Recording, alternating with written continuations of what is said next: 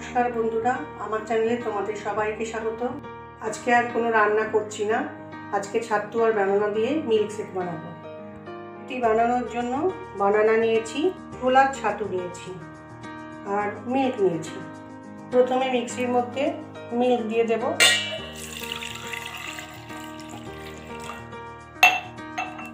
এরপর ছাতুটা দেব।